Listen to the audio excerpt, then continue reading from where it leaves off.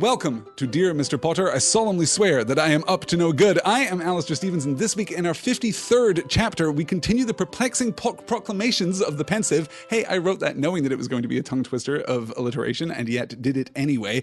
And then we undertake the third task in the Labyrinth, which is not a labyrinth, which is exactly where we are going to begin tonight's session. I am indebted to Angela for a really thoughtful and brilliant email about the historical and symbolic significance of mazes and of labyrinths. And we should acknowledge, first of all, J.K. Rowling's acuity in this particular matter. She refers to the place where the third task takes place as a maze. She does so consistently. In fact, the word labyrinth does not occur in the pages of Harry Potter and the Goblet of Fire, despite the fact that the Harry Potter fandom, myself included, have kind of taken on labyrinth as a shorthand for the third task. The difference is fairly simple. A maze has multiple branching paths where you are called upon to choose the correct path to the center. A labyrinth has a single labyrinthine, if you'll forgive me, a labyrinthine path all the way to the middle. That is what distinguishes the maze from the labyrinth. This is oftentimes in popular culture a somewhat pedantic point of distinction because labyrinth, from the Latin and ultimately from the Greek, is simply a somewhat more poetic word than the Old English mace, meaning to confound or to confuse. So we generally, in narrative, raise the rhetorical level from maze to labyrinth. The most famous labyrinth, of course, that of the Cretan Minotaur in the myth of Theseus, is, in most versions of the story, a maze rather than a labyrinth, because otherwise the provision by Ariadne of the red thread that gets Theseus back out of the labyrinth/maze again would be completely superfluous. He wouldn't need that if he were in a labyrinth because there would only be a single path. But there is a stark symbolic distinction between mazes and labyrinths, which tells us, or may potentially tell us, a lot about what Harry is facing during the third task. The maze is traditionally a symbol of an intellectual test, an intellectual challenge. That speaks, of course, to the idea of the third task being the logos part of the Triwizard Tournament. The labyrinth, on the other hand, is not a test. You just simply need to follow it. It is, if it is a test, I suppose, a test of endurance and of faith. You need to keep walking the path, and it oftentimes represents one's progression toward more perfect knowledge, to completion, or to God. So the question is this, and we're going to circle back around to this in the next couple of weeks. Does Harry's adventure in the third task speak best to the symbol of the maze, in which he is confused and confounded and overcomes obstacles thanks to his intellect? Or does it speak best to the symbol of the labyrinth, in which he moves toward a kind of apotheosis? Is this true of Harry alone? Is this true of Harry and Cedric? Is it true of Harry and Cedric and Victor and Fleur? Well, we'll discuss that when we find out what exactly lies at the heart of the labyrinth in next week's reading, I guess. This week, we are going to try and hold to the schedule that I laid out in last week's Dear Mr. Potter and try and get through all of what remains of Chapter 30, the heavy exposition of the Pensieve, and then get through Chapter 31, the third task. I have something like, I think I have 19 slides pulled, so that is going to be an ordeal. We may run a little long this evening. I hope that you will indulge me. Let's get started then with Chapter 30, the Pensieve, beginning with Crouch, father and son. Crouch stood up. He looked down upon the four in front of him, and there was pure hatred in his face. "You have been brought here before the Council of Magical Law," he said clearly, "so we may pass judgment on you for a crime so heinous." "Father," said the boy with the straw-colored hair, "Father, please." "That we have rarely heard the like of within this court," said Crouch, speaking more loudly, drowning out his son's voice. "We have heard the evidence against you. The four of you stand accused of capturing an aura, Frank Longbottom, and subjecting him to the Cruciatus curse, believing him to have knowledge of the present whereabouts of your exiled master, he who must not be named." "Father, I didn't!" shrieked the boy in chains below. "I didn't, I swear it! Father, don't send me back to the Dementors!" "You are further accused," bellowed Mr. Crouch, "of using the Cruciatus curse on Frank Longbottom's wife when he would not give you information. You plan to restore he who must not be named to power, and to resume the lives of violence you presumably led while he was strong. I now ask the jury." "Mother!" screamed the boy below, and the wispy little witch beside Crouch began to sob, rocking backward and forward. "Mother! Stop it, Mother! I didn't do it! It wasn't me!" "I now ask the jury," shouted Mr. Crouch, "to raise their hands if they believe, as I do, that these crimes deserve a life sentence in Azkaban." We talked about the purpose of the exposition via the Pensieve in this chapter, and the fact that we get a certain amount of new information Ludo Bagman, for example. We get a certain amount of confirmed information, Severus Snape and Karkaroff, for example. And then we get simple reiterations of facts of which we are already aware, of stories that we have already been told. Of course, we've heard this story before, but now we are witnessing it firsthand. And we are witnessing it secondhand, of course, through Harry's very intimately connected POV. But that kind of direct exposure to a story is always going to be more dramatically powerful. It is always going to carry with it a greater emotional weight and greater emotional significance than a story that is relayed by a third party. Here we see what has actually happened to Crouch, what has actually happened to Crouch the Senior, Bartemius Crouch, in the wake of the Wizarding War, and his desire for what? A kind of vengeance, a kind of exercising of power, a kind of notoriety and increased influence in the wizarding world? Well, probably yes, all of the above. Certainly when Sirius is telling this story, he credits Crouch's excessive actions, I suppose, to a zeal for justice, but he crosses lines that ought not to be crossed. He crosses the kinds of lines that have been preserved by genuinely good wizards like Albus Dumbledore. And here we see exactly how this is embodied. We saw this previously, of course, in the scene with Ludo Bagman, where Bagman manages to play off his association with He Who Must Not Be Named as a piece of youthful exuberance, of ignorance, of stupidity. But this is very different. The way that Crouch overrides the words of his son who is studiously never named in this account or any other in the course of this book to this point. The way that he overrides the protestation of his son, I suppose, in part, I'm sure, to prove beyond all measure of a doubt his own purity, his own place of responsibility and respectability in the wizarding world. This is heartbreaking. This is, well, it's a kind of abuse of power that we are primed through the course of Harry Potter to anticipate almost, right? Because what is more important within the frame of Hogwarts, if we shrink down Harry Potter to its first book, second book kind of frame, if we look at the Hogwarts adventure side of Harry Potter, we see this kind of abuse of power all the time. Severus Snape is basically introduced to us as a character who is willing to exploit his position and also, crucially, simultaneously preserve his position against the intent of the law, against the intent of the Hogwarts school rules. And so Crouch here is doing something very similar, but because it is taking place in the wider world and because we are now experiencing it firsthand, it casts further shadows upon our understanding of what justice even means to wizards. This is literally a witch hunt.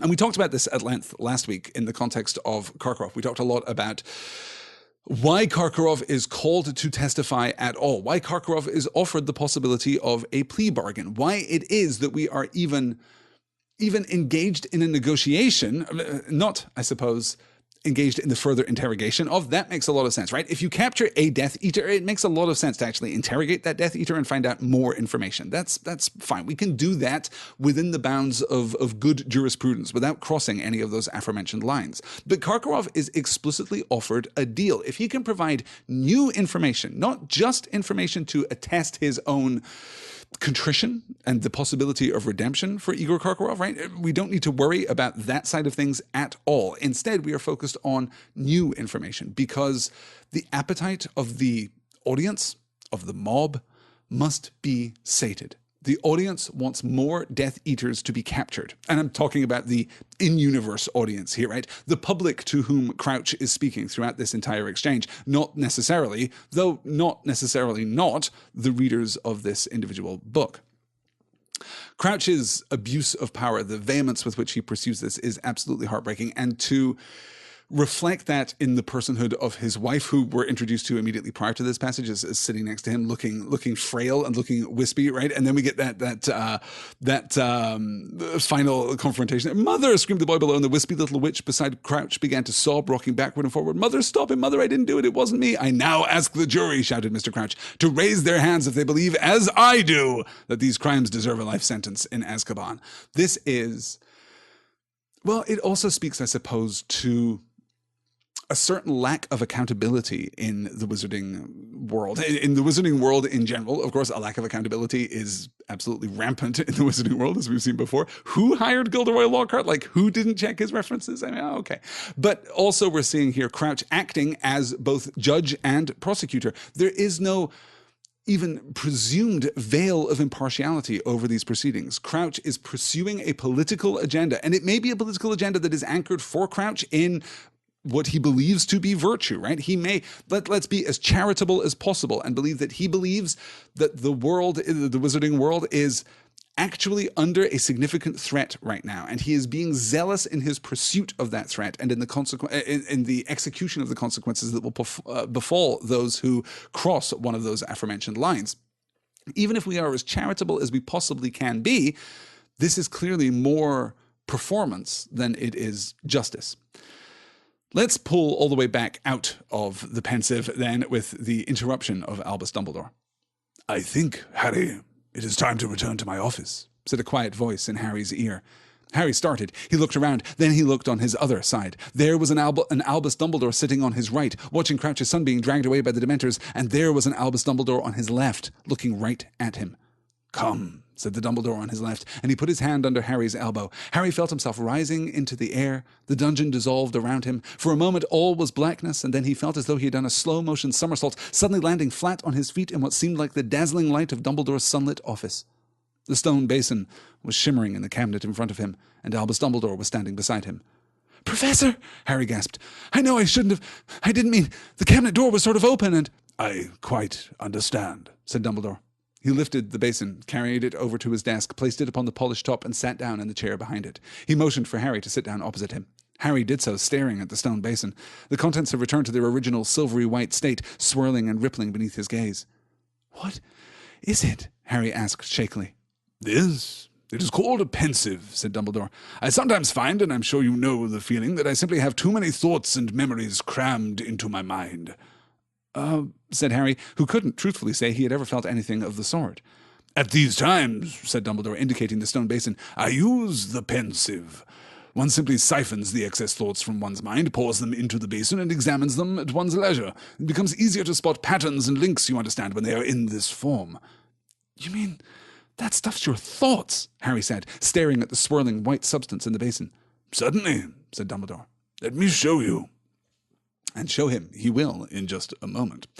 So we talked a little last time about the role of the Pensieve and whether or not the Pensieve actually takes the thoughts from your mind or copies the thoughts from your mind. And I am absolutely emphatically inclined toward the latter, not just because we get into some difficult problems of comprehension and perspective if it is the former. If you remove a thought from your mind, if you remove a memory from your mind and you embody or instantiate that thought, that memory in the Pensieve, and then experience that memory again, then you are, to all intents and purposes, experiencing that memory for the first time. You would have no interrelation with that memory. But to siphon off these abundant thoughts, these thoughts which crowd out your cognitive faculty and externalize them, allowing you to experience them not within the tumult of one's own mind, but rather distilled and objectified, literally objectified in the world next to you, that I think gives you a powerful ability to think reflexively,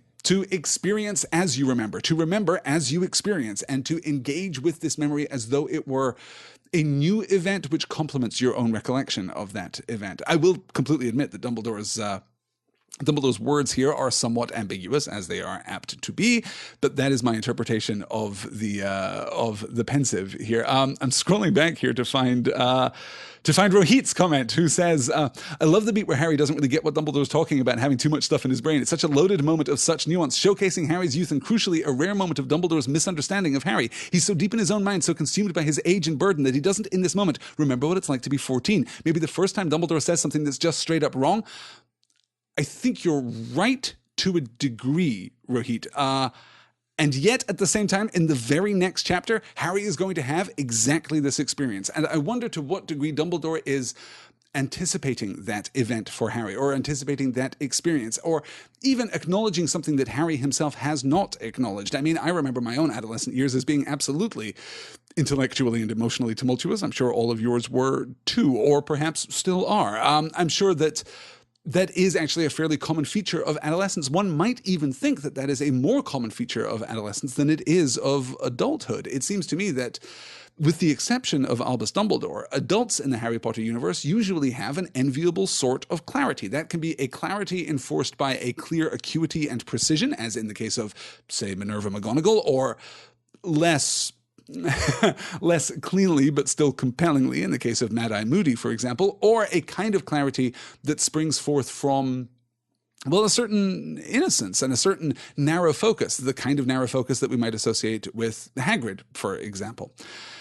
I think that Dumbledore is at least acknowledging the possibility that this will happen to Harry soon. I'm less inclined to read this as a misreading of Harry's emotional state and more an acknowledgement of the potential of Harry's state. He may not have experienced this just yet, though certainly Harry has gone through moments of tumult when he can't get his thoughts straight, where we slip in and out of his internal monologue in previous books. I think that that has, in fact, happened. I'm not sure that Harry has intellectualized that yet. I'm not sure that he has come to understand that objectively yet, but I do think that it's true to his experience, yeah. Recyclops is asking them, why does Dumbledore imply that it clears his head?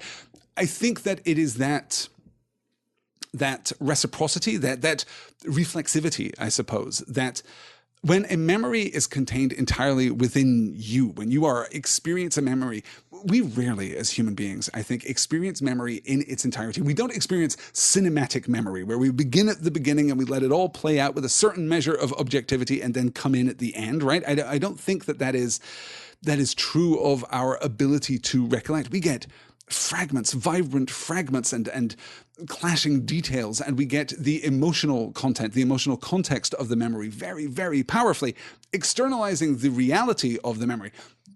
That is to say, that when Harry experiences the memories that Dumbledore has placed in the Pensieve, he doesn't feel Dumbledore's emotional state. He doesn't get any kind of implicit or associative connection with Dumbledore at that point. He is not experiencing Dumbledore's memory. He is seeing objectively, externally, what it is that Dumbledore remembers. And I think that that objectivity would be invaluable in the clearing of one's head. I think that, we've all had that experience where we've said something embarrassing during a date or at a party, or, heaven help us, during a job interview or during a live broadcast here on the internet. We've said something that we didn't mean, or that we wish that we could take back, and we relive that moment. And that moment is so suffused with embarrassment and with shame and with guilt that we can't disentangle what we actually said. We can't look at it objectively. And we might hope in time that will heal, that we might forget, but we can't ever go back and view it objectively. What Dumbledore is doing by implication here, and of course, this does raise the question, does Dumbledore experience his own memories in the Pensieve the way that Harry experiences his memories in the Pensieve? As I said,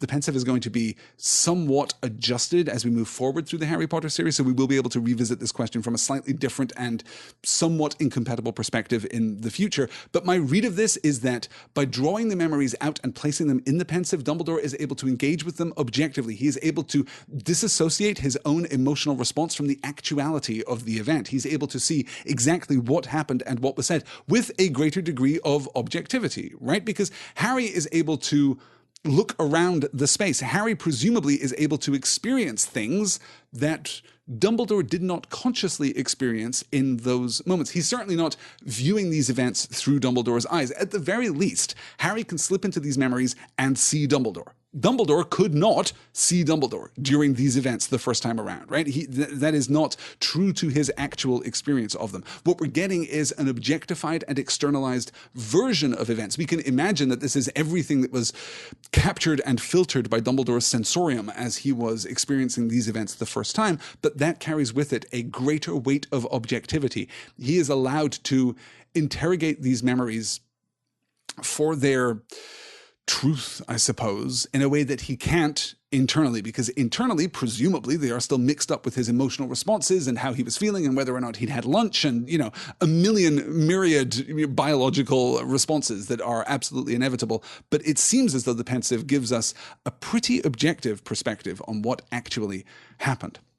Oh, Leo's asking, that's really interesting. Leo's asking, I wonder what the Pensieve would show for the memory of the person who was drunk. Wow.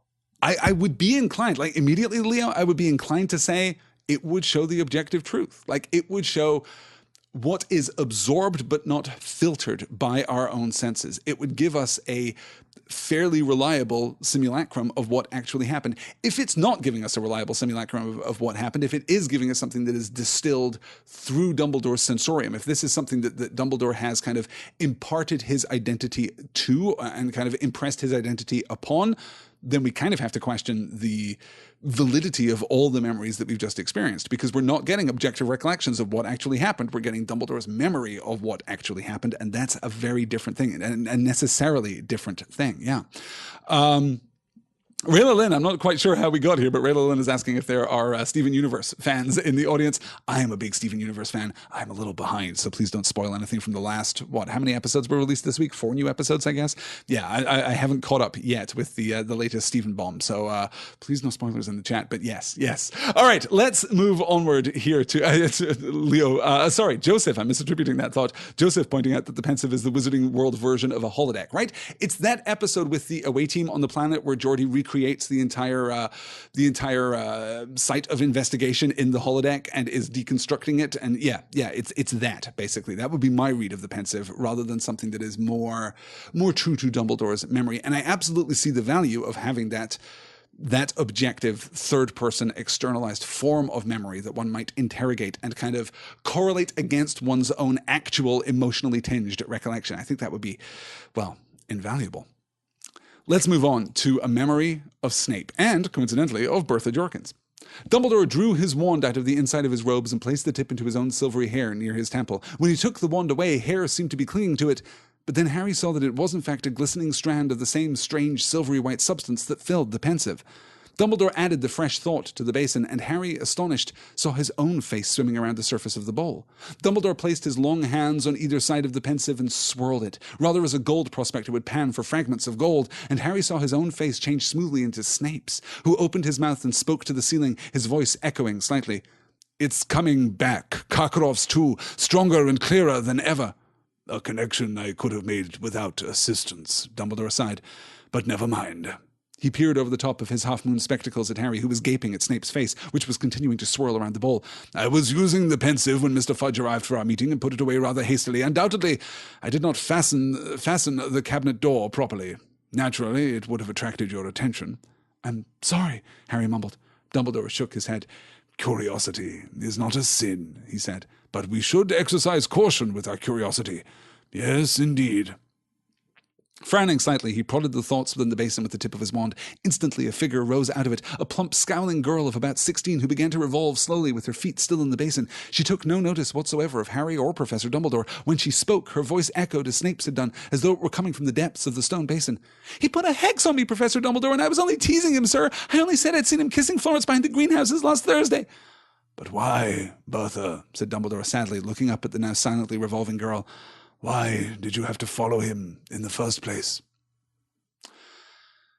Another moment of connection to something returning, something powerful, a connection which Dumbledore already understands, we now see. What I'm most interested in here, though, is this assertion from Dumbledore that, of course, Harry was going to look at the Pensieve. "Undoubtedly, I did not fasten the cabinet door properly. Naturally, it would have attracted your attention."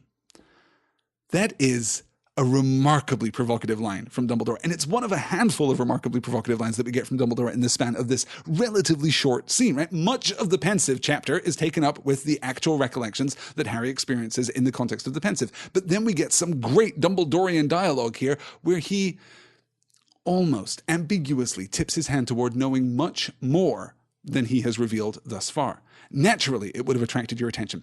2 ways of parsing that, it seems to me.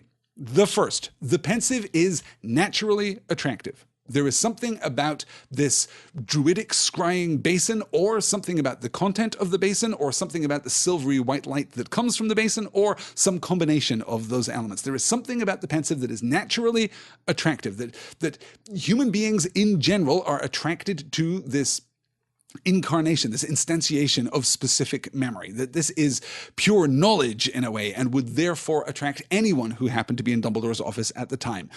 Interpretation the second. He knows Harry. He knows Harry. "Harry, I left you alone in my office for like a minute, for like 5 minutes. Okay, while I went and walked the grounds with Cornelius Fudge. Of course you're going to poke and prod into everything. I half expected to come back and find you wielding the sword of Godric Gryffindor and wearing the sorting hat, chatting with Fawkes. Like, I half expected to find you just rooting through my stuff and eating all the contents of my candy drawer. Turns out, though, in this particular instance, that it was the Pensieve. Turns out, though, that perhaps Dumbledore didn't put the Pensieve away because he wanted Harry to find it. Well, okay, I think that, at least, is a step too far, because Dumbledore, by all accounts, did not know that Harry was on his way to see him. Harry would not have come to see him if not for the dream. This was not an actual appointment that Harry had, of course. It was all because of the dream in the divination class, and it was Moody who announced, apparently to Dumbledore's surprise, that Harry was waiting outside. So I don't think that this was a curiosity trap for Harry, but I do think that Dumbledore is acknowledging here Harry's inability to leave well enough alone. I'm sorry, Harry mumbled. Dumbledore shook his head. Curiosity is not a sin, he said, but we should exercise caution with our curiosity. Yes, indeed. Now, of course, that ties forward into the story of Bertha Jorkins to a certain degree, but also could just be the whole title of this book and of the entire Harry Potter series. Harry Potter exercises insufficient caution with his curiosity. Could be the title of the whole Harry Potter saga here. Dumbledore does seem to be betraying, once again, a more profound understanding of Harry than we might otherwise expect. Or actually exactly the profound understanding of Harry that we might expect. That might be a better way of looking at it. I'm not at all sure that I would expect less from Dumbledore at this point, but nonetheless, here we are. So we get the beat of Snape and the beat of Bertha Jorkins.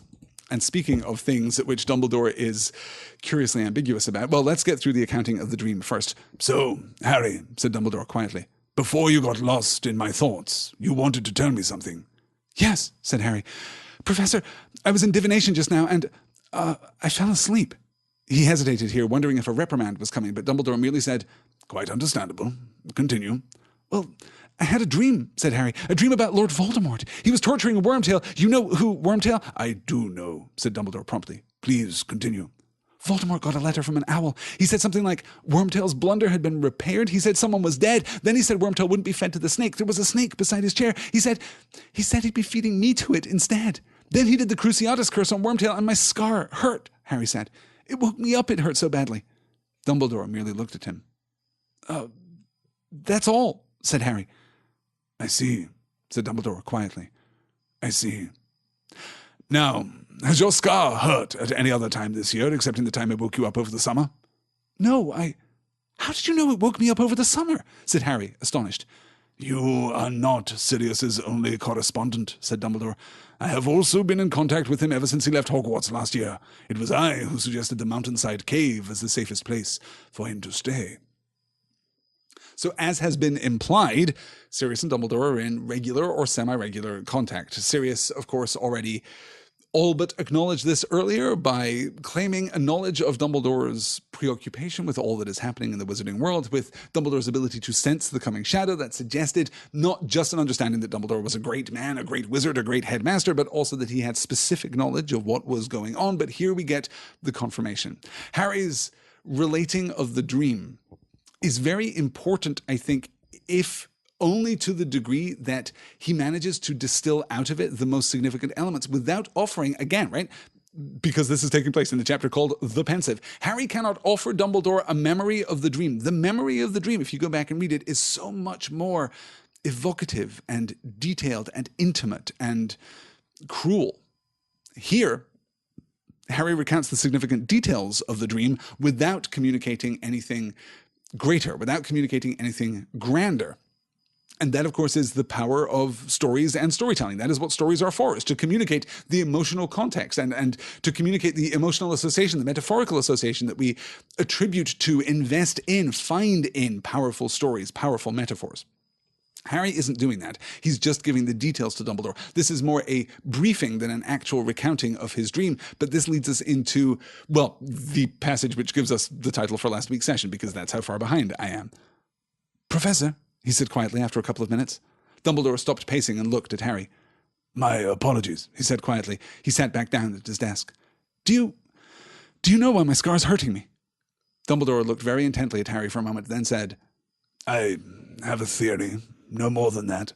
It is my belief that your scar hurts both when Lord Voldemort is near you and when he is feeling a particularly strong surge of hatred. But why? Because you and he are connected by the curse that failed, said Dumbledore. That is no ordinary scar.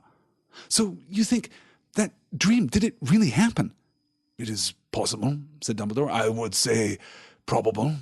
Harry, did you see Voldemort? No, said Harry, just the back of his chair, but there wouldn't have been anything to see, would there? I mean, he hasn't got a body, has he? But then how could he have held the wand? Harry said slowly. How indeed, muttered Dumbledore.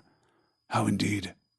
Neither Dumbledore nor Harry spoke for a while. Dumbledore was gazing across the room and every now and then placing his wand tip to his temple and adding another shining silver thought to the seething mass within the Pensieve. So first, Dumbledore's hypothesis here, that Harry's scar hurts under two circumstances. The first, when Voldemort is physically near him, physically adjacent to him. The second, that it hurts when Voldemort feels a particular surge of hatred, a particularly powerful emotional connection with Harry.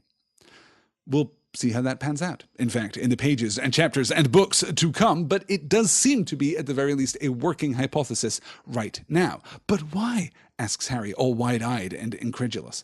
Because you and he are connected by the curse that failed, said Dumbledore. That is no ordinary scar.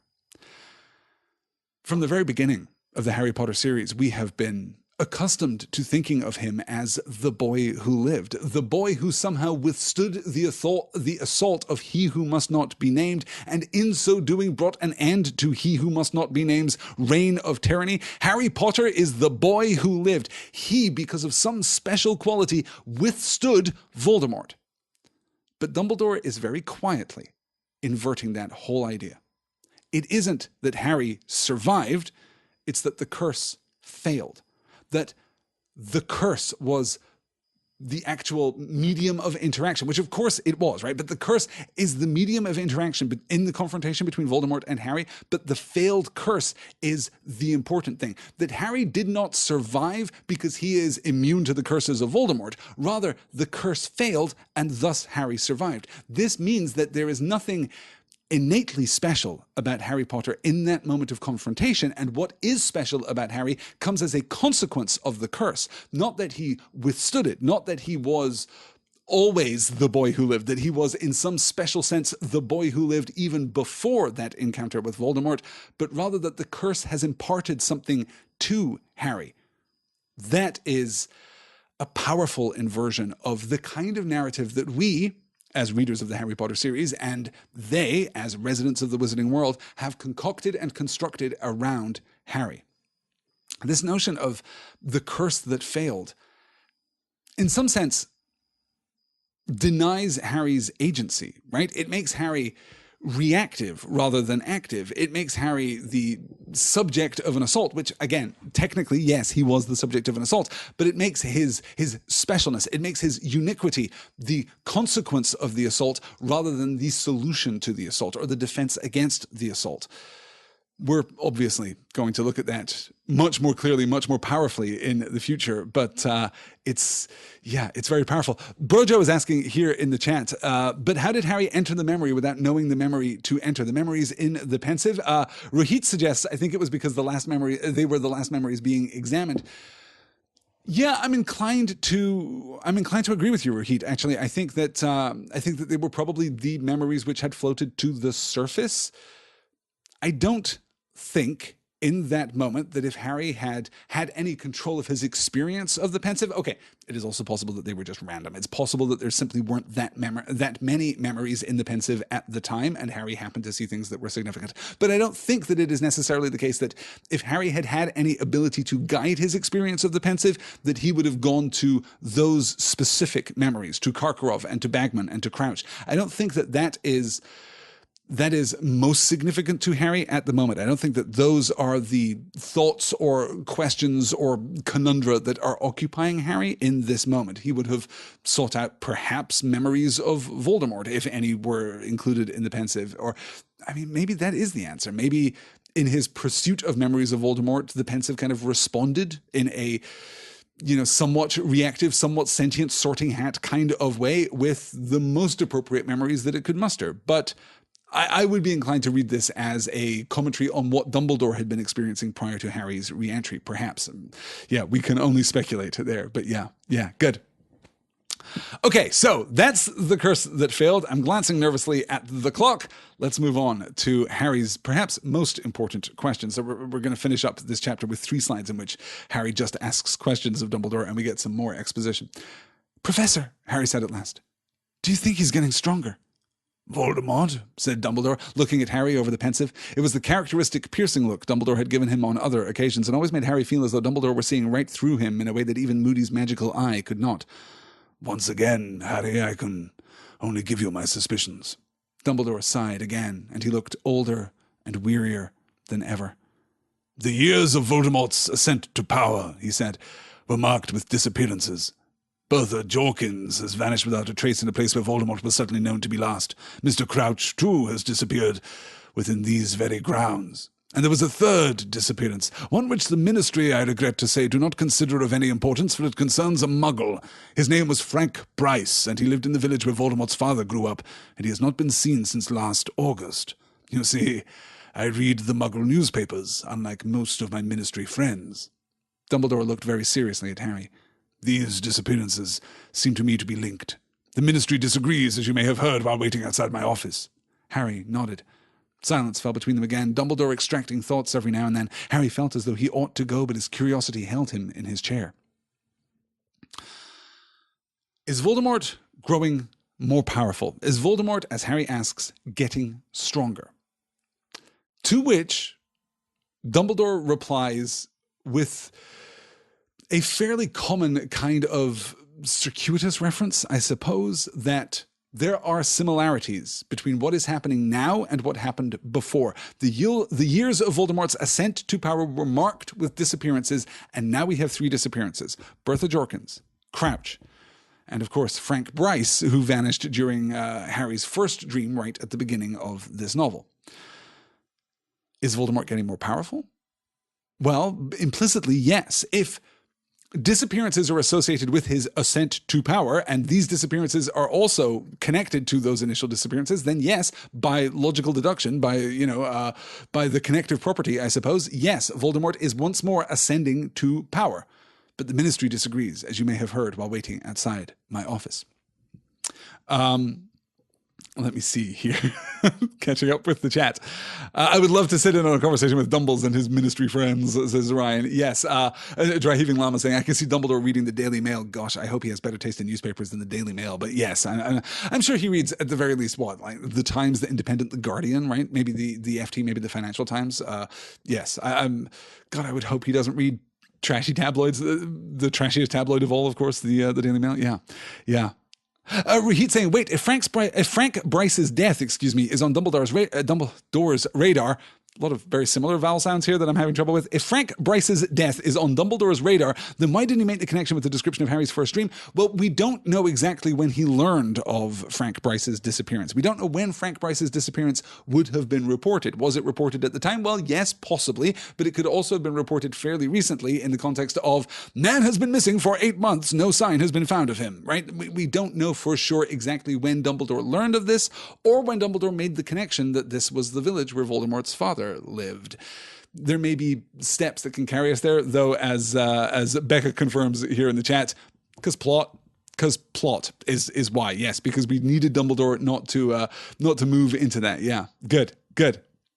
Yeah. Merging Puppy observing. Also, Frank Bryce died in the Riddle House. Who could it have been? Yeah, I mean, it's fair. You would think that there would be some kind of, I don't know, Google alert for, plus Riddle House, plus mysterious disappearance, plus death. Like, you would have some kind of system of clippings being taken. I'm now remembering, of course, Newton Pulsifer in Neil Gaiman and Terry Pratchett's Good Omens, who is recruited by the Witchfinder army to basically clip newspapers and look for strange events. Yes, someone should probably be doing that somewhere at the Ministry, right? But again, I would argue here, and to take a fairly trivial point and kind of blow it up into something that is perhaps more significant than it ought to be, but I would take this again as another indication of how we have transformed the relationship between the Wizarding world and the Muggle world. The Wizarding world just doesn't care about Muggles. Of course, nothing could happen in the Muggle world. The Muggle world is just not significant. We don't need to pay attention to it, because if anything is important, it will happen in the context of the wizarding world. I'm thinking about the very casual and repeated use of the Obliviate spell back at the beginning of the book in the context of the Quidditch World Cup, of course. Wizards, as of book 4 in the Harry Potter series, just don't care about muggles. Dumbledore does, much to his credit. So that's our first beat. Is Voldemort getting stronger? Well, there are similarities between then and now. We shall say no more than that. But most importantly, the Ministry does not. The Ministry cannot draw this connection, or probably, more clearly, will not draw this connection. The Ministry cannot, for reasons of political expediency, acknowledge the possibility of the return of Voldemort, even now when we can, between Dumbledore and Harry at least, acknowledge the possibility that Voldemort has some kind of body at this stage. Something raised the wand, to use the Cruciatus curse against Wormtail. Let's move on to one of the most tragic beats in the entire book here. Could I ask you about the court thing I was in the Pensieve? You could, said Dumbledore heavily. I attended it many times, but some trials come back to me more clearly than others, particularly now. You know the trial you found me in, the one with Crouch's son? Well, were they talking about Neville's parents? Dumbledore gave Harry a very sharp look. Has Neville never told you why he's been brought up by his grandmother? He said. Harry shook his head, wondering as he did so how he could have failed to ask Neville this in almost 4 years of knowing him. Yes, they were talking about Neville's parents, said Dumbledore. His father, Frank, was an Auror, just like Professor Moody. He and his wife were tortured for information about Voldemort's whereabouts after he lost his powers, as you heard. So they're dead, said Harry quietly. No, said Dumbledore, his voice full of a bitterness Harry had never heard there before. They are insane. They are both in St. Mungo's Hospital for Magical Maladies and Injuries. I believe Neville visits them with his grandmother during the holidays. They do not recognize him. Harry sat there horror-struck. He had never in 4 years bothered to find out. The Longbottoms were very popular, said Dumbledore. The attacks on them came after Voldemort's fall from power, just when everyone thought they were safe. Those attacks caused a wave of fury such as I have never known. The Ministry was under great pressure to catch those who had done it. Unfortunately, the Longbottoms' evidence was, given their condition, none too reliable. Then Mr. Crouch's son might not have been involved, said Harry slowly. Dumbledore shook his head. As to that, I have no idea.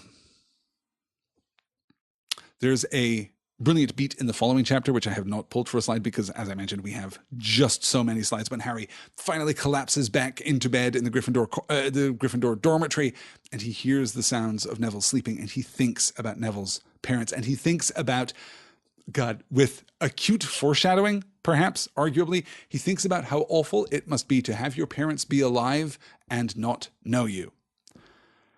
That is going to be significant later in the series, of course, in probably, well, okay, like top 5 heartbreaking moments in all of Harry Potter. That's going to come back around.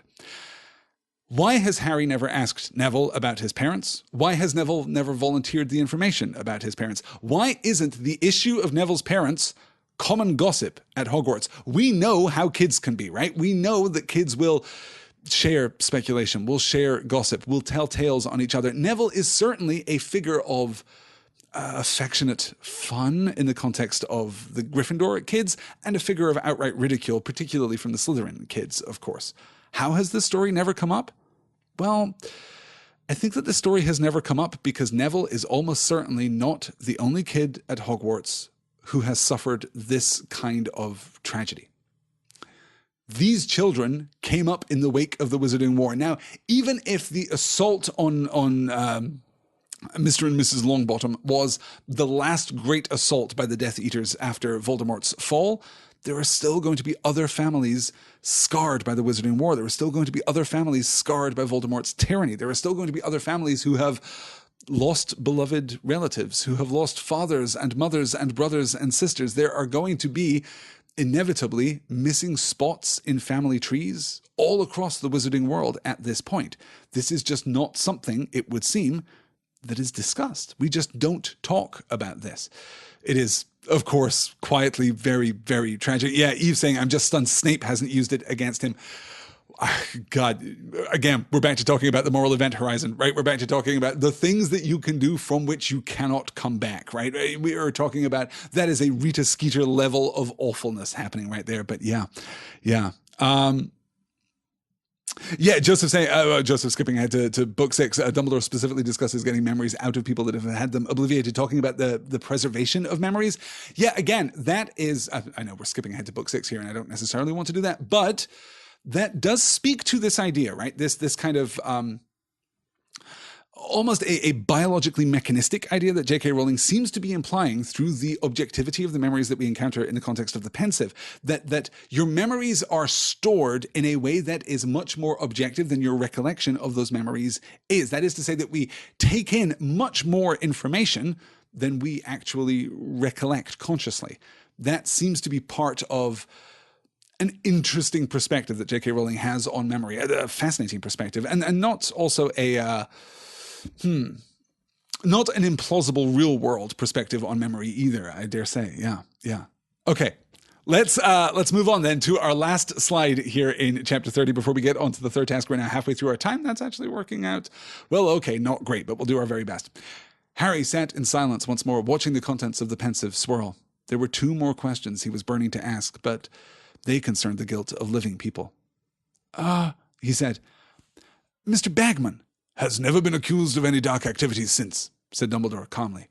Right, said Harry hastily, staring at the contents of the Pensieve again, which was swirling more slowly now that Dumbledore had stopped adding thoughts. And, but the Pensieve seemed to be asking his question for him. Snape's face was swimming on the surface again. Dumbledore glanced down into it and then up at Harry. No more has Professor Snape, he said. Harry looked into Dumbledore's light blue eyes, and the thing he really wanted to know spilled out of his mouth before he could stop it. What made you think he'd really stopped supporting Voldemort, Professor? Dumbledore held Harry's gaze for a few seconds, then said, That, Harry, is a matter between Professor Snape and myself. Harry knew that the interview was over. Dumbledore did not look angry, yet there was a finality in his tone that told Harry it was time to go. He stood up, and so did Dumbledore. Harry, he said as Harry reached the door, please do not speak about Neville's parents to anybody else. He has the right to let people know when he is ready. Yes, Professor, said Harry, turning to go. And Harry looked back. Dumbledore was standing over the Pensieve, his face lit from beneath by its silvery spots of light, looking older than ever. He stared at Harry for a moment and then said, Good luck with the third task. That idea that we do not talk about what has befallen Neville's parents connects directly back to that idea that, yes, there have been casualties from the Wizarding War. There have been casualties, I'm sure, because of the influence of dark wizards other than he who must not be named in the years since Voldemort's fall, right? Dark wizardry has not vanished. It hasn't disappeared. It's not the case that every dark wizard was in the employ of Voldemort and became a Death Eater and then recanted or was incarcerated following the fall of Voldemort. There must still be dark wizardry out there. Otherwise, well, why would we have an entire ministry? Why would we have an entire defense against the dark arts? Are we only teaching the kids defense against the dark arts at Hogwarts because, well, Voldemort might return and summon forth once more his army of Death Eaters? No, there are just bad people out there. There are just bad wizards out there. So other evil things can happen.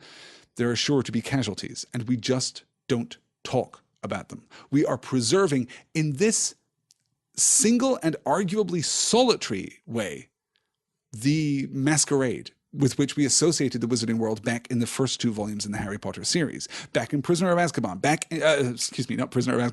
in Philosopher's Stone, back in Chamber of Secrets. Wizards hid. They hid from the Muggle world, but they also preserved a facade. They preserved an image of what the Wizarding World is.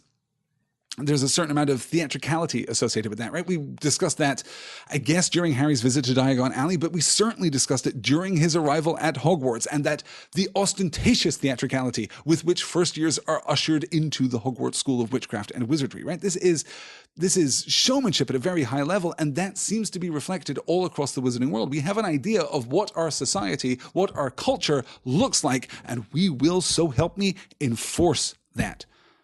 There are things that we don't talk about. And arguably, we can interpret Dumbledore here as simply being primarily defensive of Neville. He will tell you when brackets, if he is ready to tell you. Don't tell him that I told you. Don't talk about this because it is going to bring personal pain to Neville. But the fact that no one is talking about this, the fact that Draco Malfoy has not brought this up before in conversation, that does suggest that there are some lines that we just don't cross. There are some stories that we just don't tell. There are some wounds that we don't assault outright. More importantly, Ludo Bagman has not been accused of any dark activity since, said Dumbledore calmly. No more has Professor Snape, of course. But the details of Snape's arrangement with Dumbledore will be preserved from Harry. That, above all other things, is none of his business. Harry has no real right to ask about Ludo Bagman. Harry has no real right to ask about the Longbottoms. Harry has no real right to ask about Voldemort, I suppose. I mean, to ask whether or not Voldemort is getting stronger, there's nothing Harry can do about that. So Dumbledore would have every right to, I think, dodge that question, to duck that question, but he doesn't. He tells Harry about Voldemort. He tells Harry about the curse that failed. He tells Harry about Neville's parents, about Ludo Bagman, about Snape's associations with dark wizardry, but not, crucially, about whatever arrangement was made, about whatever it is that Dumbledore knows about Snape or learned about Snape that inclined him to trust him. Snape's position at Hogwarts has always been, dependent upon Dumbledore's good graces, I suppose, but now more than ever, that is the case. Yeah. Exactly. Gildarts Winters is calling out the perfect connection here. It's the same way Germans do not talk about the Nazi Party in many ways. There's just a scar that is best left ignored. I would hesitate about the use of the word ignored, but yes, as far as everybody is concerned, it's been dealt with, says Gildarts. Yes, the way that I lived for a few years in Germany, so I've kind of witnessed this firsthand, and the way that Germany relates to the rise of the Nazi Party and the events of the Second World War is interesting. It is just absent. I would hesitate to say that it is ignored or even overlooked. It is just not acknowledged. There is a gap there in kind of in the way that Germany interacts with global pop culture and the global consciousness of World War II, there is just a gap. It is just a blank space where we do not look. We do not talk about that thing. Because to do so in a casual way would be utterly disrespectful, right? This is not to suggest that Germany is in any way, the people of Germany are in any way failing to live up to their responsibilities, failing to acknowledge the sins of the fathers and the debts of the past. No, please, let's move past that. It's just disrespectful. It would just be problematic. It would be insensitive and it would be irresponsible to have that be a part of common discourse. It would simply cause more harm than good, I think. And that is, I think, something that we can at least understand and respect. Yeah. Good pull there. All right. Let's move into, yes, almost 55 minutes into our session tonight. Let's move into chapter 31, the third task, which is now appearing that we will not complete, but we will do our level best. Hermione had not spoken for 10 minutes. She was sitting with her forehead in her hands, staring at her knees. Harry thought that she too looked as though she could have done with a Pensieve. Rita Skeeter, she muttered finally. How can you be worrying about her now? Said Ron in utter disbelief. I'm not worrying about her, Hermione said to her niece. I'm just thinking. Remember what she said to me in the Three Broomsticks? I know things about Ludo Bagman that would make your hair curl. This is what she meant, isn't it? She reported his trial. She knew he'd passed information to the Death Eaters, and Winky too, remember? Ludo Bagman's a bad wizard. Mr. Crouch would have been furious he got off. He would have talked about it at home. Yeah, but Bagman didn't pass information on purpose, did he? Hermione shrugged. And Fudge reckons Madame Maxime attacked Crouch, Ron said, turning back to Harry. Yeah, said Harry, but he's only saying that because Crouch disappeared near the Beauxbatons carriage. We never thought of her, did we? Said Ron slowly. Mind you, she's definitely got giant blood, and she doesn't want to admit it. Of course she doesn't, said Hermione sharply, looking up. Look what happened to Hagrid when Rita found out about his mother. Look at Fudge jumping to conclusions about her just because she's part giant. Who needs that sort of prejudice? I'd probably say I had big bones if I knew that's what I'd get for telling the truth. Back to the core theme of Harry Potter and the Goblet of Fire, the core theme of the entire Harry Potter series, one might argue. Certainly J.K. Rowling might argue prejudice, bigotry, the idea that we are willing to other those who are different from us, with those who possess quantifiable and categorizable and identifiable characteristics that separate them from us. And that allows us to to imbue those people with a certain distance and thus a certain suspicion, a certain fear, ultimately, of course, a certain hatred. Not to suggest that Ron is going that far down that road, but Hermione is absolutely right to call him on this, because that is exactly where it begins. Mind you, she's definitely got giant blood and she doesn't want to admit it. Oh, she's keeping it secret. Is she? Why could she possibly be doing that? She doesn't owe you the truth. She doesn't owe you her whole life story. Her personhood is not dependent upon her utter and complete and unequivocal vulnerability to you, Ron Weasley.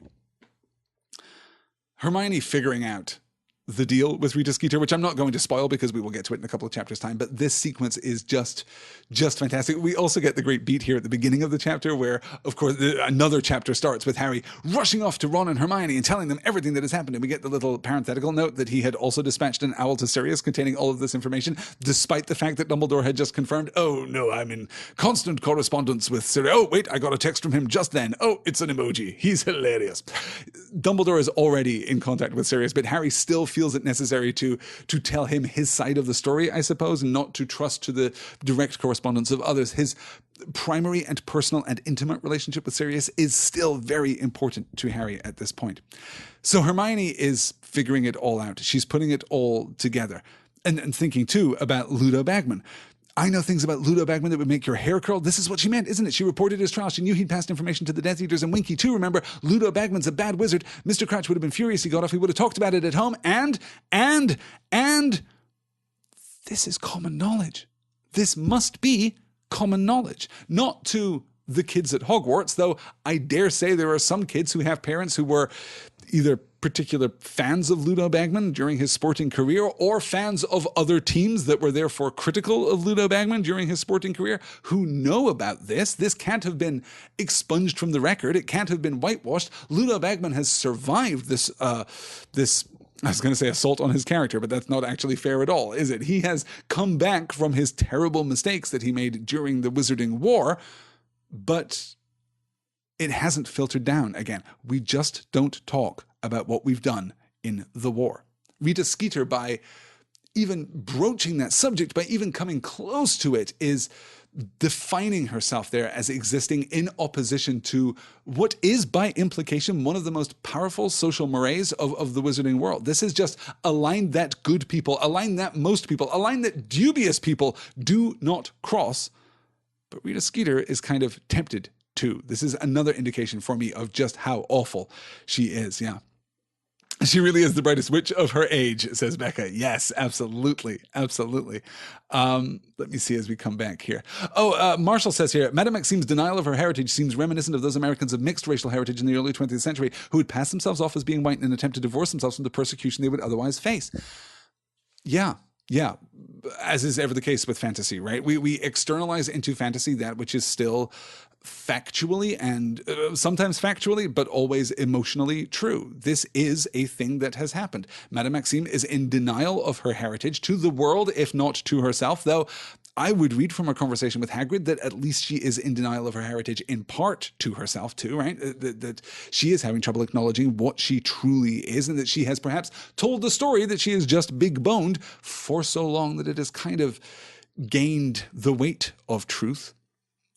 This is absolutely true to people in innumerable circumstances all over the face of the earth. And we can never, I think, judge too harshly those people who choose not to speak honestly for fear of persecution. They do not owe society the blood and the torment of their own experience. You have the right, I think, to express yourself freely in a free society. But when society is not free, you also have the freedom, the moral right, not the moral responsibility. Certainly, it is not your job not to perturb society. It is not your responsibility to preserve the status quo, but you certainly have the right to not do that. You have the right not to vote. You have the right not to speak up. That is part of our social contract. We hope that you will. We encourage you to, but you are absolutely not obligated to, particularly if that obligation stands in opposition to a rank fear of persecution, as it clearly does here in the context of Madame Maxime. Let's move into one of these great little passages that we get about the overall mood at Hogwarts, here in this instance as we move into June. The mood in the castle as they entered June became excited and tense again. Everyone was looking forward to the third task, which would take place a week before the end of term. Harry was practicing hexes at every available moment. He felt more confident about this task than either of the others. Difficult and dangerous though it would undoubtedly be, Moody was right. Harry had managed to find his way past monstrous creatures and enchanted barriers before now, and this time he had some notice, taking chance to prepare himself for what lay ahead. Tired of walking in on Harry, Hermione, and Ron all over the school, Professor McGonagall had given them permission to use the empty Transfiguration classroom at lunchtimes. Harry had soon mastered the Impediment Curse, a spell to slow down and obstruct attackers, the Reductor Curse, which would enable him to blast solid objects out of his way, and the 4-Point Spell, a useful discovery of Hermione's that would make his wand point due north, therefore enabling him to check whether he was going in the right direction within the maze.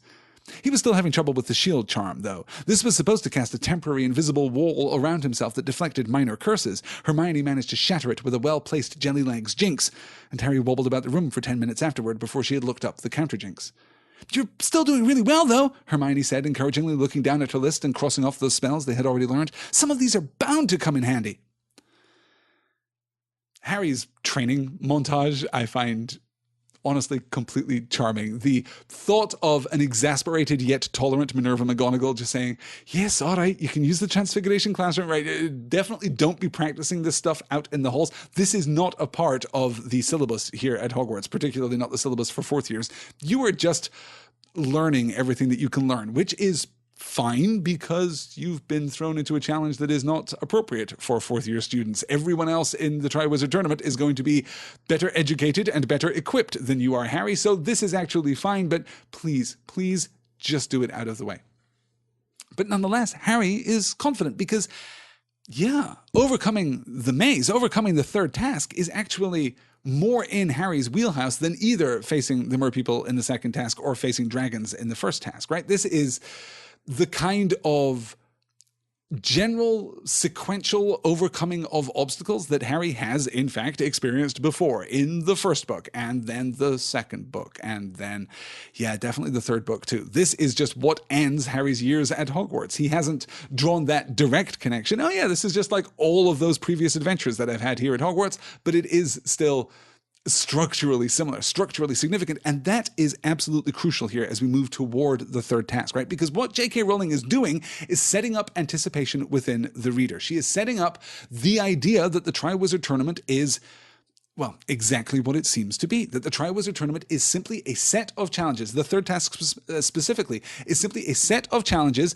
that Harry will overcome and then emerge victorious, and will solve a couple of minor outstanding subplots and will go on with our lives. We are consciously speaking to the well-established structure of a Harry Potter story at this point. And Harry, again, because as I've said several times in the course of our discussion of Goblet of Fire, because Harry is now more aware of his position in the frame of a Harry Potter narrative than he has ever been, he's actually more comfortable.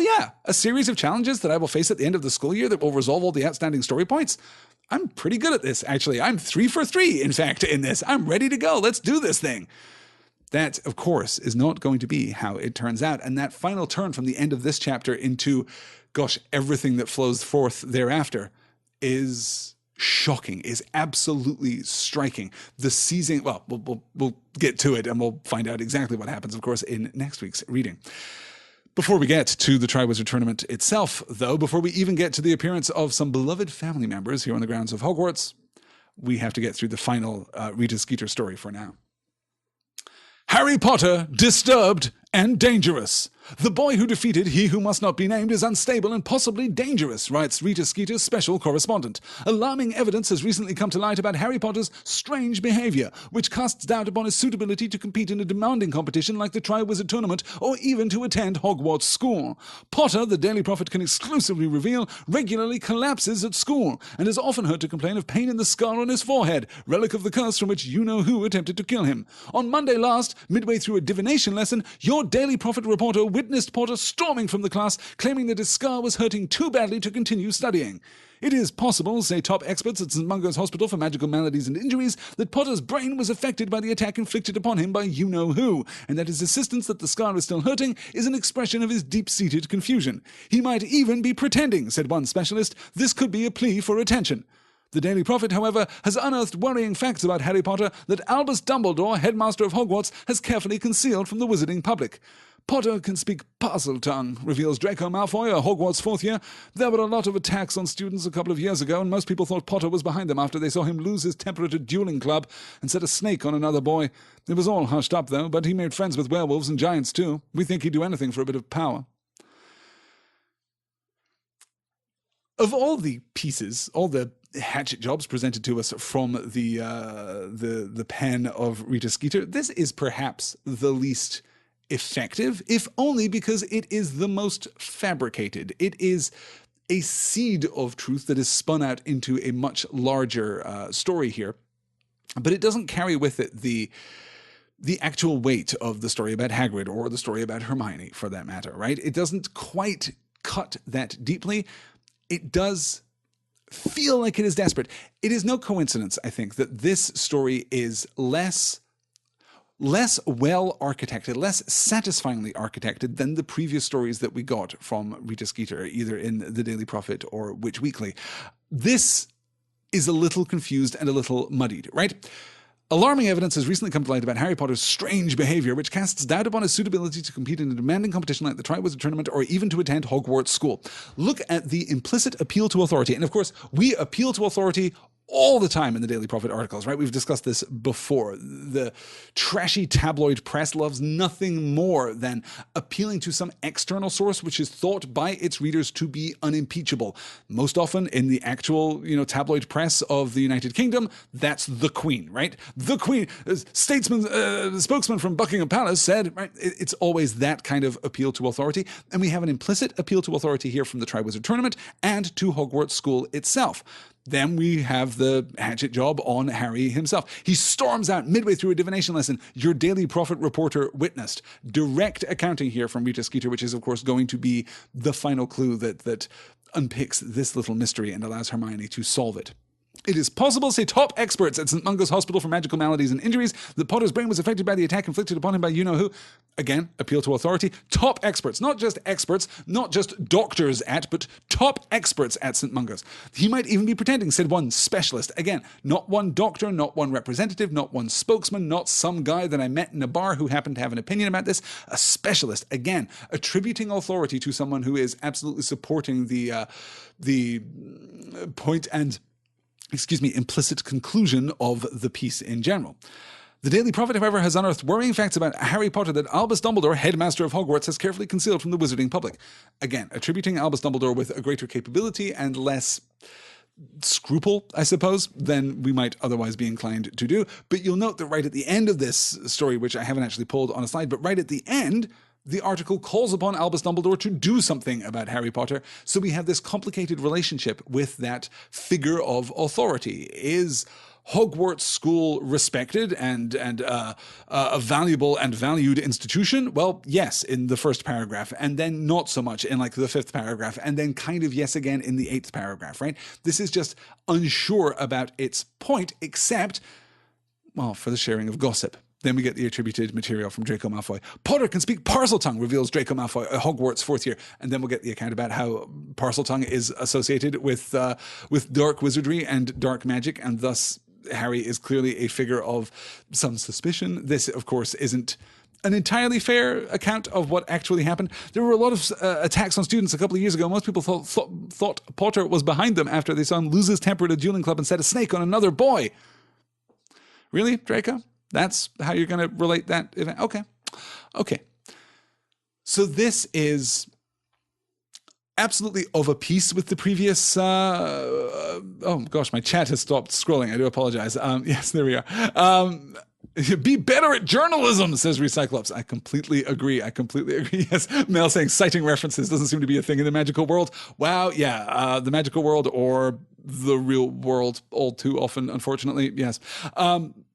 I do love, actually, there's a very old XKCD comic by Randall Munroe of a figure at a political rally where he's looking up at the politician giving a speech and is just holding up a banner with the common Wikipedia tag, citation needed, right? And I think we could all go through our lives looking for a few more citations in that regard, yeah.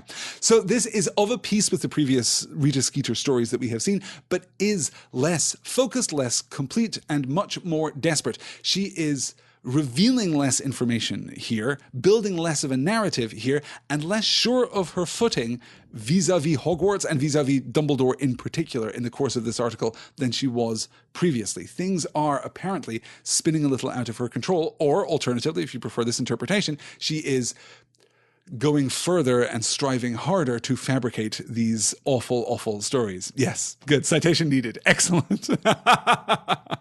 All right. Yeah, the citation, I suppose, would be that XKCD strip that I saw, but I definitely don't have a link for. I'm sure if you Google XKCD citation needed, you will definitely find it. Okay. Let's push aside Rita Skeeter. I will actually mention how much I love, there's just a very quiet beat of Ron where Hermione's looking at the paper and she sees the article and responds, and then Ron takes it and and Harry says, "Is it that Rita Skeeter woman?" And no. It's very good. It's very good, Ron, is the thing. I also love how Harry plays it off. You know, just, he's not hurt by it. He's not touched by it. It's just a means of advancing the Rita Skeeter subplot, which I suppose if we're inclined to be critical of this, that is actually, I think, a fairly legitimate criticism of the appearance of this piece of journalism in the frame of Harry Potter and the Goblet of Fire, the novel, right? We use this somewhat more lightweight, somewhat more insubstantial, somewhat less well-crafted piece of editorial, I suppose, from Rita Skeeter, only in order to motivate the resolution of that subplot. But more on that later. This doesn't actually touch Harry at all, though Rita will be vitally important later. This story, in fact, will be referenced later. So Harry is summoned out of the Great Hall. He doesn't have to go to Professor Binns' class. He's obviously not taking the exam, but he doesn't have to go and read in the back of class either, because he's being summoned because the families of the champions have been brought to Hogwarts to witness the final task. He's concerned for a moment that the Dursleys are going to be present, and then increasingly incredulous that maybe they will be, but of course they are not. Cedric and his parents were just inside the door. Victor Crumb was over in a corner conversing with his dark-haired mother and father in rapid Bulgarian. He had inherited his father's hooked nose. On the other side of the room, Fleur was jabbering away in French to her mother. Fleur's little sister, Gabrielle, was holding her mother's hand. She waved at Harry, who waved back, grinning. Then he saw Mrs. Weasley and Bill standing in front of the fireplace, beaming at him. "Surprise!" Mrs. Weasley said excitedly, and as he smiled broadly and walked over to them. "Thought we'd come and watch you, Harry." She bent down and kissed him on the cheek. "You all right?" said Bill, grinning at Harry and shaking his hand. "Charlie wanted to come, but he couldn't get time off. He said you were incredible against the Horntail." Fleur Delacour, Harry noticed, was eyeing Bill with great interest over her mother's shoulder. Harry could tell she had no objection whatsoever to long hair or earrings with fangs on them. "This is really nice of you," Harry muttered to Mrs. Weasley. "I thought for a moment, the Dursleys—" said Mrs. Weasley, pursing her lips. She had always refrained from criticizing the Dursleys in front of Harry, but her eyes flashed every time they were mentioned.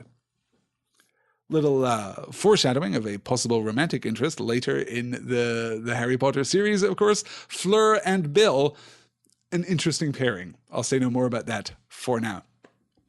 So Molly and Bill are there to witness the third task. We get some great interactions with Ron making up the names of the significant figures in the Goblin Rebellion is a really fun beat and very familial and intimate and joyous. So joyous, in fact, that Harry completely forgets that...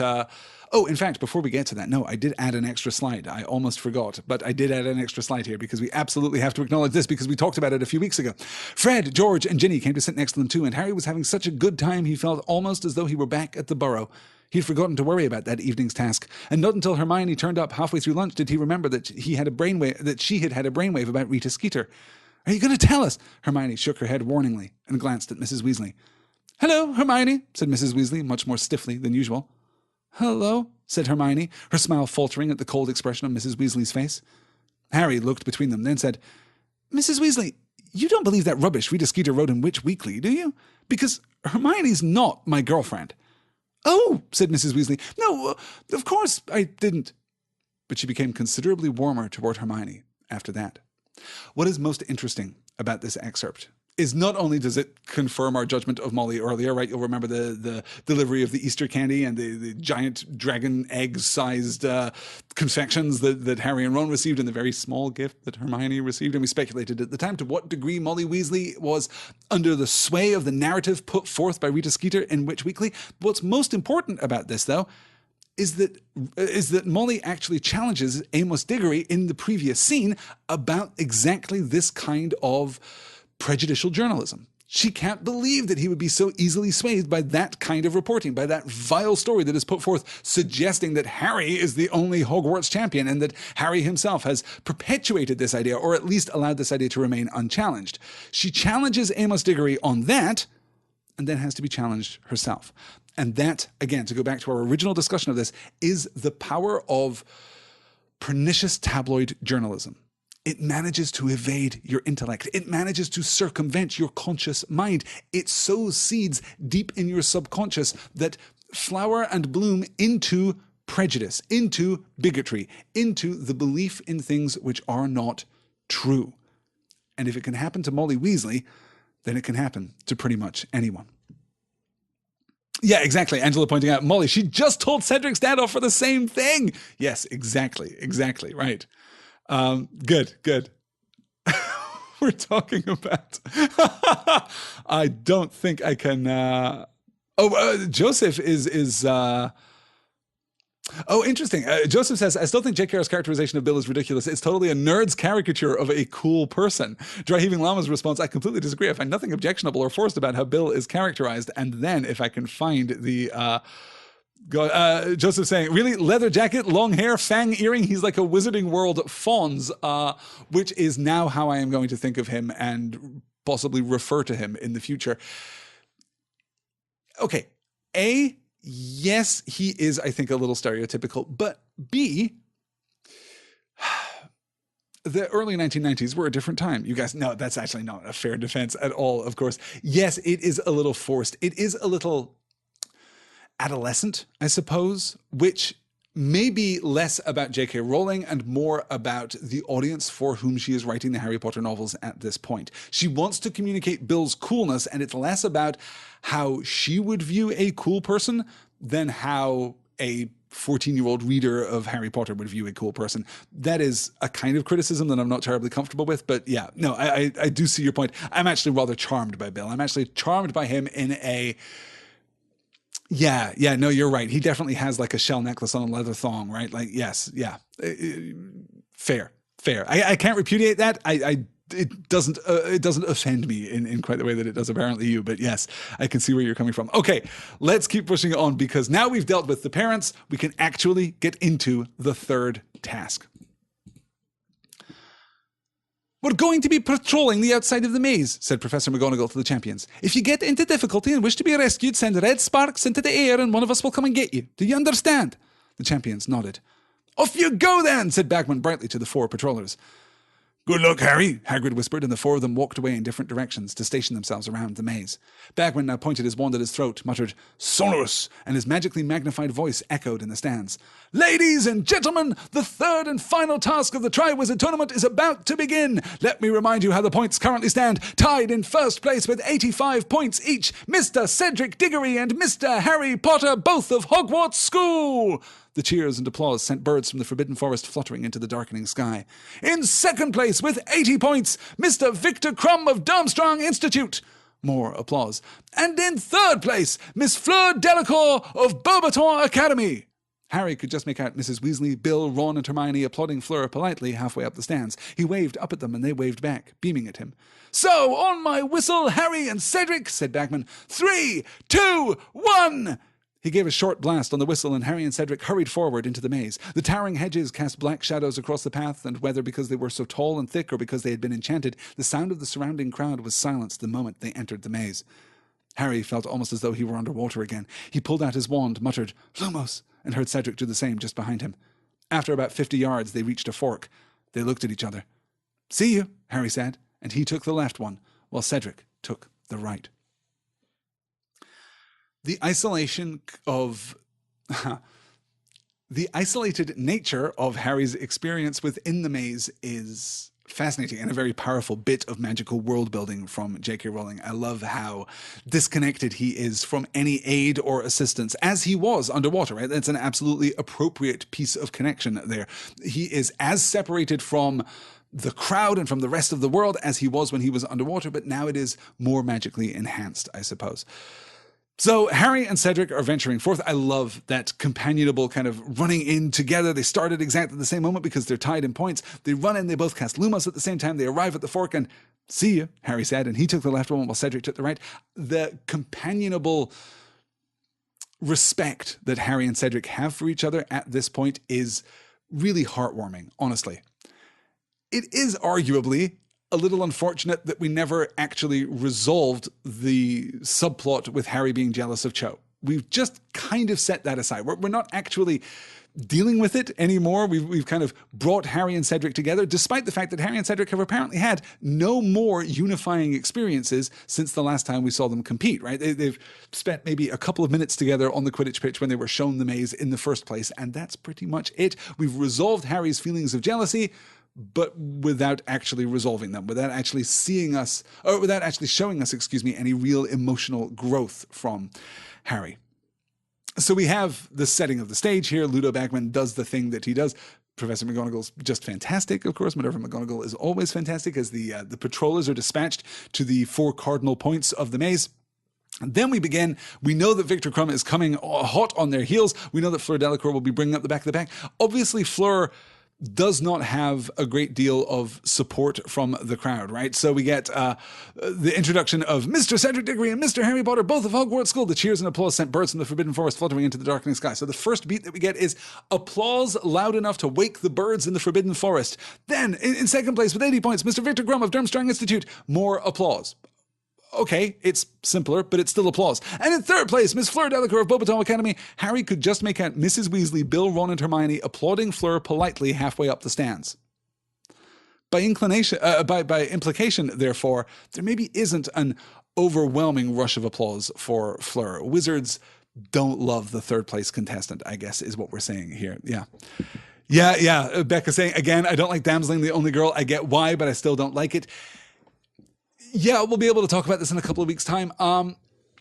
We do. We literally fridge her, right? This is the fridging of a female character in order to motivate a male character. This goes back to Gail Simone's commentary on comic book writing, and it is pretty reprehensible. Yeah, it's unnecessary. We don't need to do this in order to motivate it, but at the same time, it is not exactly what it appears to be, and that is, if not sufficient justification, it is at least, I think, partial justification. It becomes more interesting once the truth is revealed on the other side. But yes, as Becca says, and as I completely agree, Fleur deserves so much better. Yes, good.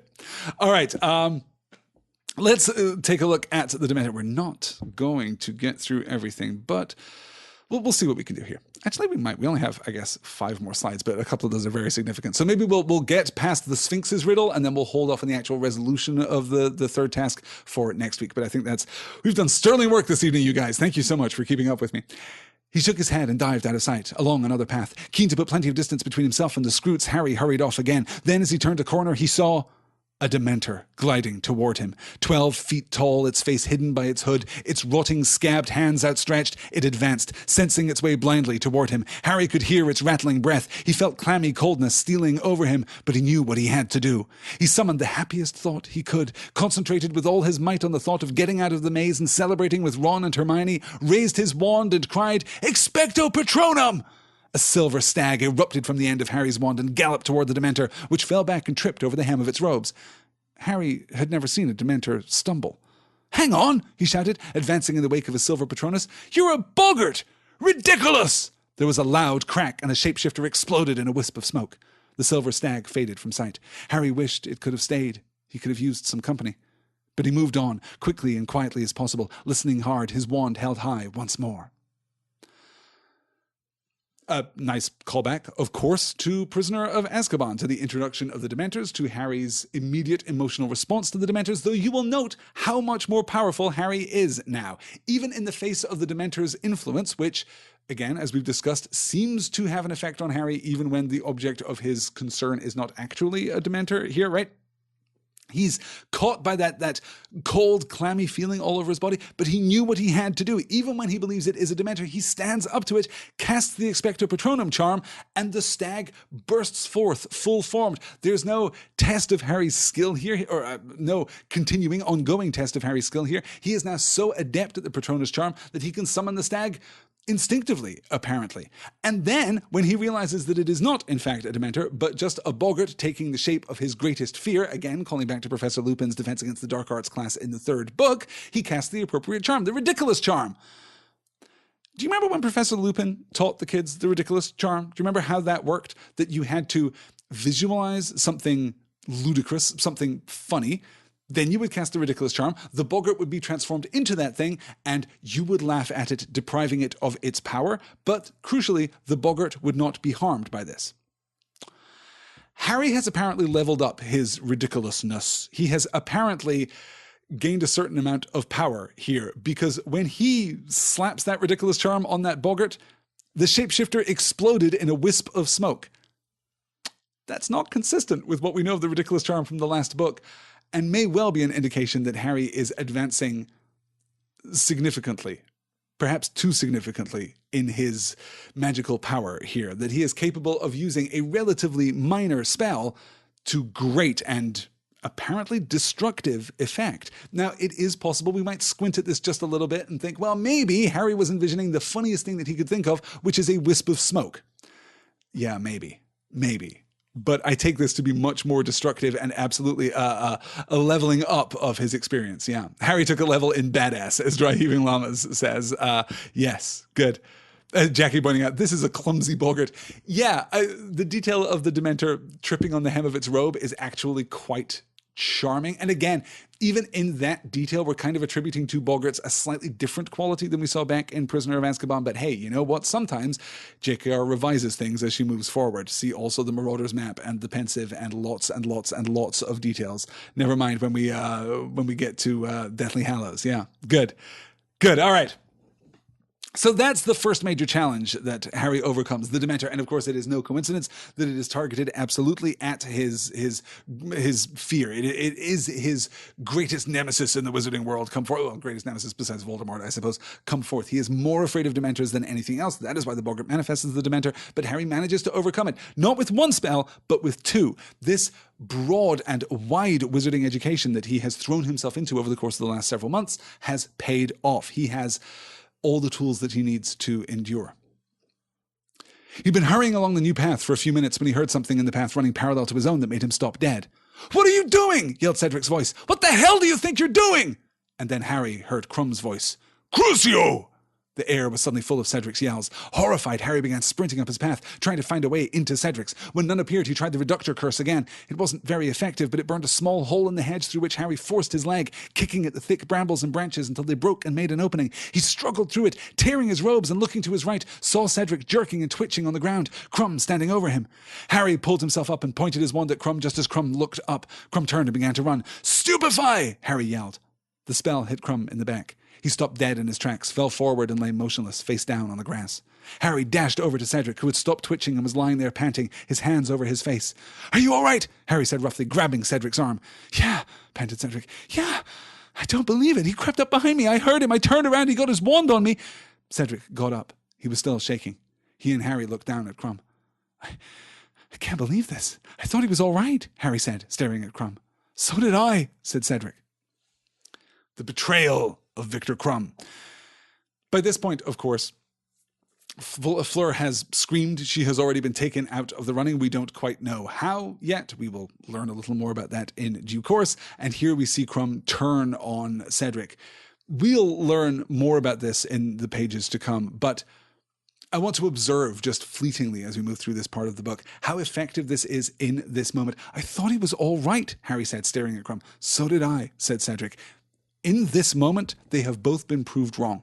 In this moment, they have proved that sportsmanship, that decency is not actually as constant, as ubiquitous, as common as they would like it to be, which serves in this moment to absolutely elevate Harry and Cedric's bond. Harry charging to Cedric's rescue, this is completely unnecessary. He doesn't need to do this in the context of the competition. And it's no coincidence, of course, that it's Crucio that is used, that it is the Cruciatus curse, that it is the unforgivable curse, one of the 3 unforgivable curses that is used at this point. This is something that Harry cannot forgive. Like, he can't overlook this. He has to intervene. So he burns his way through the hedge and rushes to Cedric's rescue, because that is what a decent person does. And vilifying Crumb for that, finding within Crumb a certain obvious and manifest malice, right, just confirms what we always knew to be true about those damn Durmstrang kids. This is what they're like. They get taught the dark arts, not defense against the dark arts, but the actual legit dark arts. So all of this is to say that Fleur is problematic, yes, as Becca pointed out in the chat, and I completely agree with that. That is some weak storytelling at this point. Fleur is problematic, and Victor is dark. I'm trying to pick my words very carefully here, because what I want to emphasize is how well and how emotionally this works at this point. Again, if you are conditioned by the format of a Harry Potter story, this is just all part of the story. This is the end of the Victor subplot. Oh my God, Victor came from Durmstrang and he was really evil the whole time, and he kind of seduced Hermione, and it was all an act, and he didn't really love her at all, and now he's going to be hurled into Azkaban, presumably, for using one of the unforgivable curses, and that's the end of his story. Everything that we know about Harry Potter coming through the first 3 books tells us that this is a completely consistent part of our final resolution. But this is not the final resolution. We are moving into greater complexity, greater ambiguity, and a stark lack of resolution, right? We're moving toward, if you've looked at the chapter headings for the rest of the book, we're moving toward not the end, but the beginning. Let's look at, yes, what is definitely going to be our last slide of the evening. We have done sterling work. Let's look at the Sphinx's riddle. The Sphinx sat down upon her hind legs in the very middle of the path and recited, "First think of the person who lives in disguise, who deals in secrets and tells naught but lies. Next tell me what's always the last thing to mend, the middle of middle and end of the end. And finally give me the sound often heard during the search for a hard-to-find word. Now string them together and answer me this. Which creature would you be unwilling to kiss?" Harry gaped at her. "Could I have it again? More slowly?" he asked tentatively. She blinked at him, smiled, and repeated the poem. "All the clues add up to a creature I wouldn't want to kiss?" Harry asked. She merely smiled her mysterious smile. Harry took that for a yes. He cast his mind around. There were plenty of animals he wouldn't want to kiss. His immediate thought was a blast-ended scroot, but something told him that wasn't the answer. He'd have to try and work out the clues. Here's the thing, you guys.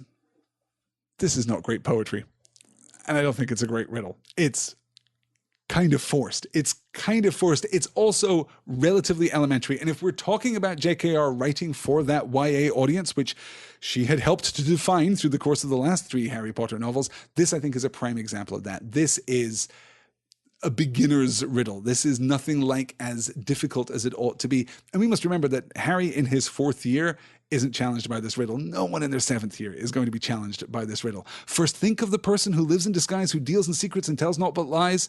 A spy. Next, tell me what's always the last thing to mend, the middle of middle and the end of the end. That is particularly trivial. That just gives us the letter D. And finally, give me the sound often heard during the search for a hard-to-find word. Well, it's obviously isn't it? What we're looking for is a spidum. That's it, right? It has to be a spidum. What else could it possibly be? Oh no, a spider. Yes. It's pretty trivial. And that last line, which creature would you be unwilling to kiss? Pretty thin, and we're doing it just for the rhyme. Or are we? Because I've always been puzzled by this particular piece of poetry, by this particular riddle. And I know that when Goblet of Fire came out, people were tearing this riddle apart, trying to find some deeper meaning and significance, because of course it can't obviously just be as trite. There must be another layer upon which this piece of poetry, upon which this riddle is actually operating. And there are a couple of really interesting intersections with the wider plot here. First, think of the person who lives in disguise, who deals in secrets and tells naught but lies. Well, a liar who lived in disguise for a very long time, for a very long time, a completely convincing disguise, in fact, in which he took the form of a rat who deals in secrets, some kind of, I don't know, secret keeper, perhaps. The first two lines are weirdly applicable to Peter Pettigrew. They're weirdly applicable to Wormtail, who is, of course, pretty significant in Harry's thoughts right now, and will be, no spoilers, pretty significant in the course of the rest of the story, too. The first two lines are weirdly connected to Peter Pettigrew at that point. Now, I can't do anything with the next two, and I can't do anything with the following two. Finally, give me the sound often heard during the search for a hard-to-find word. I mean, the whole idea of a word which resists being spoken could conceivably tie back to Voldemort, right? We could see a connection here during the search for a hard-to-find word and he who must not be named, or you know who, right? We could... It's flimsy, but there is maybe a point of comparison there. Now, string them together and answer me this. Which creature would you be unwilling to kiss? Well, of course... we deal with a certain kind of kiss throughout the Harry Potter series, particularly in the last two books. In fact, Harry just dealt with it 5 minutes ago as he was racing through the maze. The kiss that we associate with Harry Potter more than any other is the Dementor's kiss. And again, I feel within me that tug of applicability, right? I feel that desire to integrate what seems at first to be superficial, but contains just enough ambiguity that I can see some depth and value there, some weight and some significance, some real complexity at its heart. I want to find deeper connections. I want to conspiracy theory and evidence basement my way to an understanding of this poem that connects it out to the rest of the Harry Potter series. Unfortunately, now tell me what's always the last thing to mend. Yeah, okay, we can talk about love, we can talk about forgiveness, we can talk about hearts. Again, some poetic and metaphorical connection possibly out to the rest of the Harry Potter story there. The middle of middle and the end of the end. Well, the middle of middle and the end of the end is particularly interesting because, of course, this is book 4 in the Harry Potter series, so it is the middle of the middle, right? It's not the middle of the book, but it's pretty close, right? This is the middle of the series. And the end of the end, well, not the end of the end, but the end of the beginning, or I guess what immediately precedes the beginning of the beginning as we get right at the end of the book, right? When we're talking about endings and beginnings, the end of Harry Potter and the Goblet of Fire is particularly interesting. So maybe there is contained therein some kind of structural recognition of the shape of the story. So we might be able to squint at this enough that we can see connections out. Let me see. I'm looking for... Recyclops says this is a solid second read. 10 points for Hufflepuff. I'm assuming Hufflepuff. Ravenclaw all the way, caw. But thank you, I like that. Yeah, this would be a really great discussion, obviously, over on the Point Earth Media Forum. You can head on over there, and if you have additional thoughts, rather than just foreshadowing the Acromantula that we'll get to at the middle of the maze, then I would like there to be some other connection out here. But that the first reading there, first think of the person who lives in disguise, who deals in secrets, tells naught but lies. I mean, that's actually a really good riddle for Wormtail, right? Obviously, he spent his decade, 11 years, 12 years as Scabbers the Rat, deals in secrets, the secret keeper for the Potters, and tells naught but lies. Well, yeah, seems to be. He's been shrouding his identity and his purpose for all these many years. Yeah, Wormtail's an immediate thought there at the beginning. All right, you guys, we are already over time, and Recyclops is saying that he or she, Recyclops, I'm not sure which pronoun you prefer. I'm terribly sorry.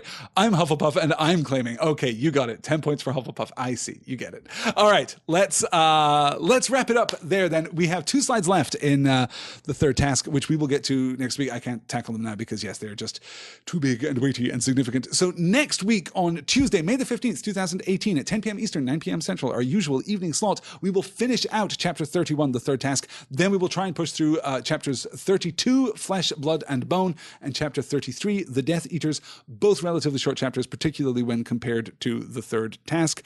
That will keep us on our regular schedule. And yeah, next week's going to be a heartbreaker. You guys, next week's going to be a real tough one. So bring your tissues, bring some, fortifying adult beverages, and we'll see what we can do to get through all of that. Let me take a quick glance at the question bucket here.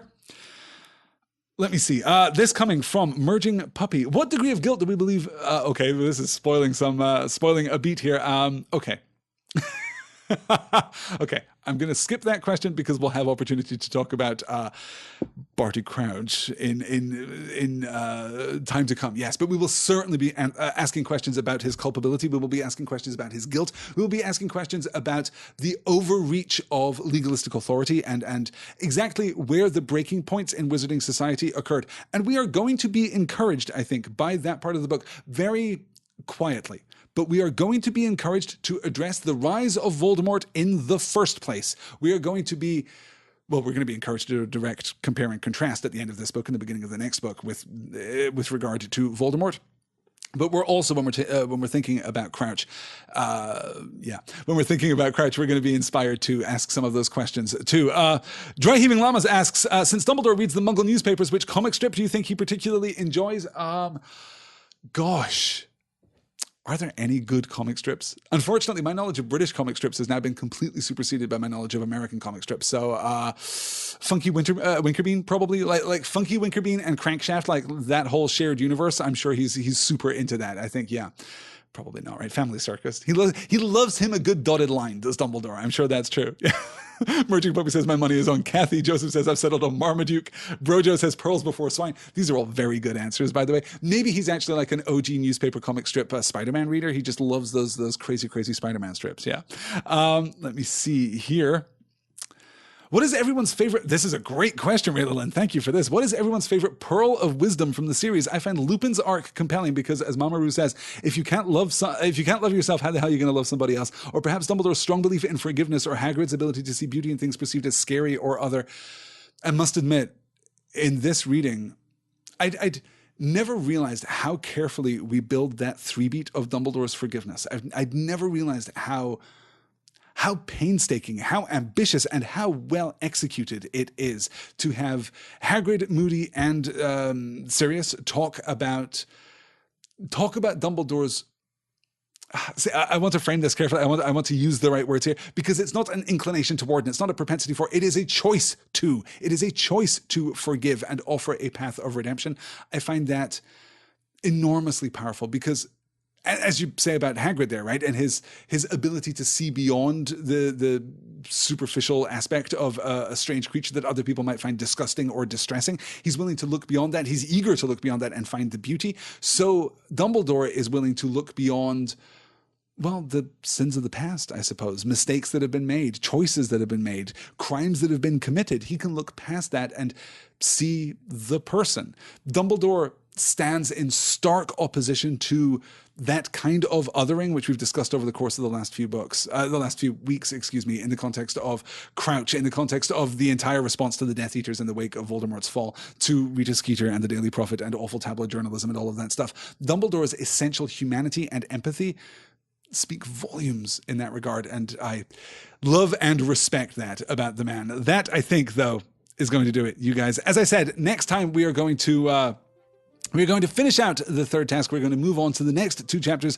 We're going to do all that we can to stay on that schedule that I outlined last week. I would like to thank you all sincerely and effusively for being with me this evening. I know it's been fast. I know we have been moving at a breakneck, helter-skelter speed through these slides tonight. I hope you have enjoyed the discussions as much as I have. As I said last time, you can find the link to the slides in the show note if you want to follow along at home and see the last 2 slides that we're going to discuss next week. In fact, I hope you will all be able to join me next time. Thanks so much for listening. Thanks so much for watching. Thanks so much for joining me live. To those of you who joined me live, I'll talk to you all next week. Until then, mischief managed. Good night.